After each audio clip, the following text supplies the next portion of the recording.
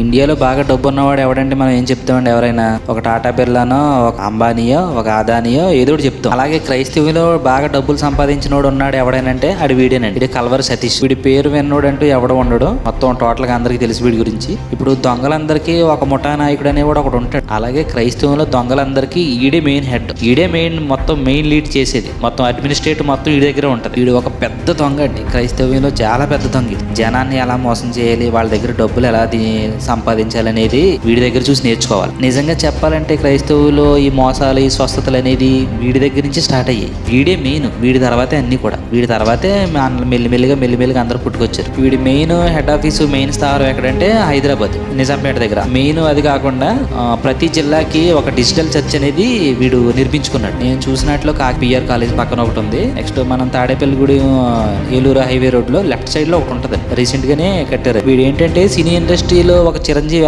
అలాగా క్రైస్తవ విలువలో వీడు ఒక పెద్ద హీరోలా ఫీల్ అయిపోతాడు. వీడు వస్తుంటే పూలు చల్లడం, వీడు వస్తుంటే వీడిని ముట్టుకొని ఏదో ఆశీర్వాదం వచ్చేసిందని ఫీల్ అవడం, ఇలాంటివన్నీ యాక్ట్ చేస్తారు జనాలు. వీడు కూడా అలాగే ఫీల్ అయిపోతాడు. నిజం చెప్పాలంటే వీడు జనం దగ్గర డబ్బులు దోచుకోవడం తప్ప ఇంకేం చేయలేదండి. వీడు ఎప్పుడు ఏం బైబిల్ బోధించలేదు, ఎప్పుడు సత్యాన్ని ప్రకటించలేదు.